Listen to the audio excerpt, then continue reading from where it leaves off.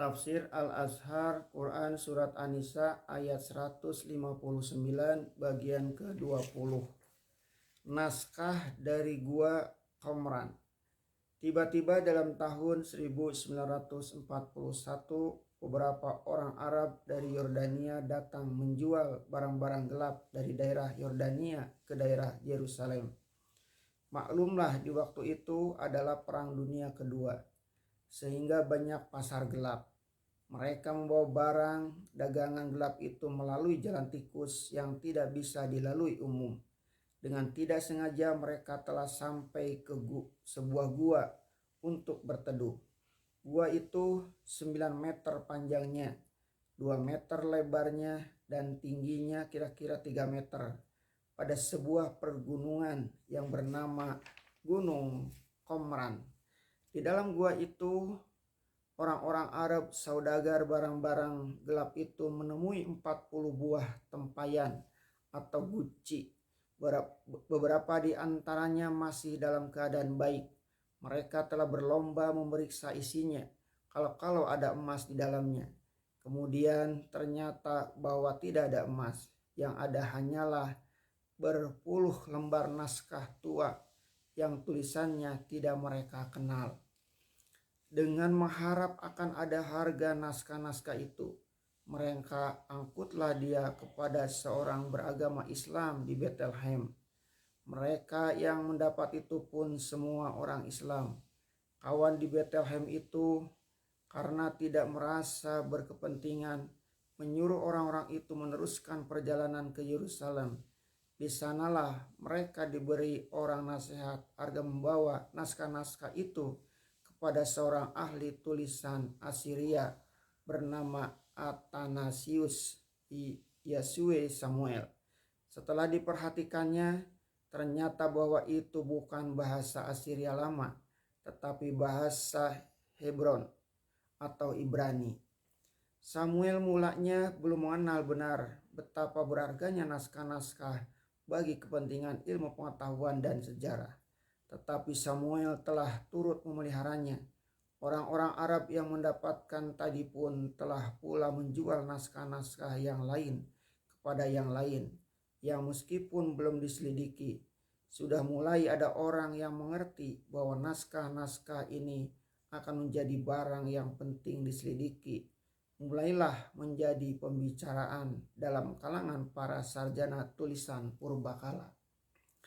Akhirnya sampailah beberapa di antara naskah itu ke tangan seorang sarjana Bibel bangsa Arab, Father J.P.N. van der Ploeg. Mulai waktu itulah diketahui bahwa gulungan naskah-naskah itu ialah catatan kitab-kitab suci perjanjian lama, Taurat, kitab Nabi Yas'i, dan kitab Nabi Habakuk, dan beberapa catatan nyanyi puji-pujian termasuk Mazmur. Maka baik Father van der Ploeg yang pertama dapat membuka kunci naskah-naskah itu, ataupun Samuel yang mendapatkan mula-mula, telah berhasillah mendapat kekayaan sejarah yang tidak ada taranya dalam sejarah agama Kristen. Naskah yang di tangan Samuel diserahkannya pula kepada The American School of Orientation. Bertambah nyata lagi setelah diselidiki lebih mendalam, difoto dengan cara yang khas, dibanding dan dipelajari pula dasar tempat mencatatnya yang ternyata dari kulit kambing yang telah dimasak secara khas.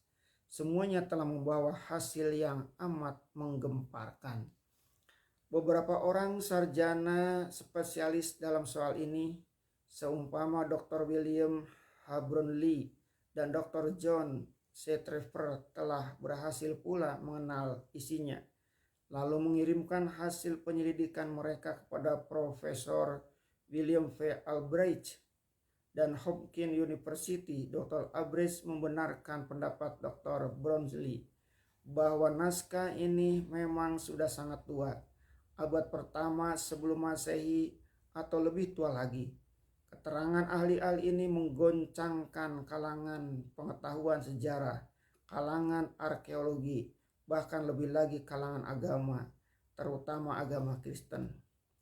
Dan menarik hati pula bagi orang-orang Arab yang mendapatkannya mula-mula.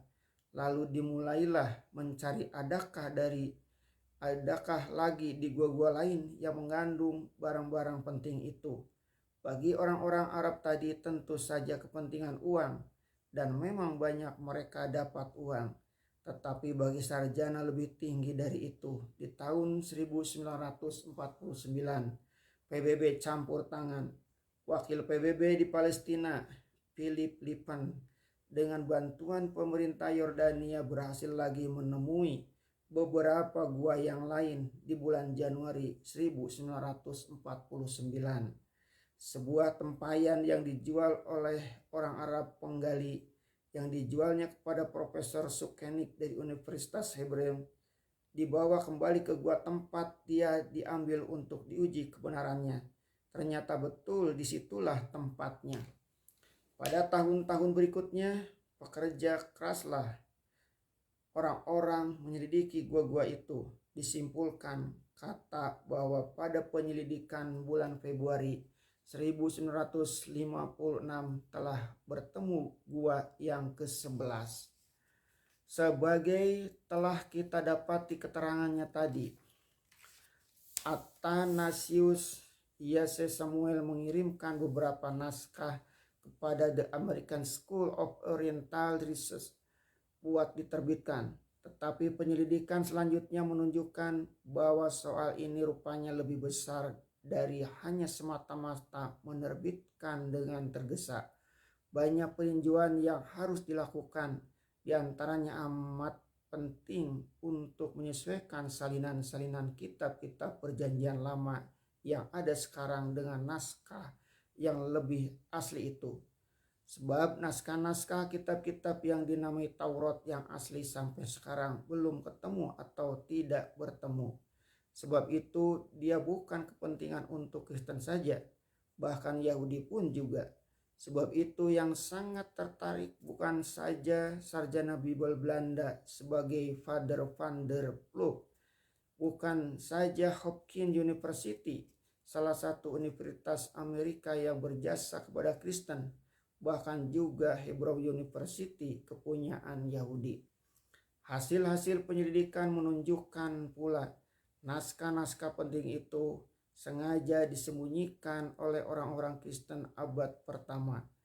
Di sekitar pegunungan Qumran itulah berdiam satu golongan Kristen yang bernama kaum Essenes. Mereka sembunyikan kitab-kitab suci mereka, termasuk naskah Nabi Yesaya yang asli dan naskah Injil asli yang mereka terima langsung dari Nabi Isa alaihissalam. Mereka sembunyikan karena mengalami tindasan bangsa Romawi. Sekarang ahli-ahli ilmu mengetahui sudah secara jujur menyatakan bahwa naskah-naskah itu adalah dari abad pertama Masehi. Ilmu pengetahuan tidaklah dapat mengkhianati kebenaran. Sebagian sudah mulai dicetak.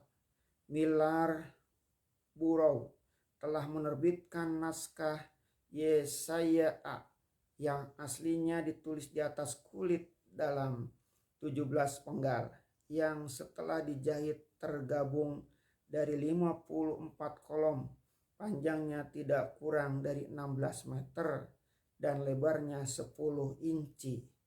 Millar Burrow telah menerbitkan pula tafsir kitab Nabi Habakuk. Yang telah menggemparkan lagi ialah terdapatnya satu naskah yang menerangkan peperangan di antara anak-anak cahaya dengan anak-anak kegelapan.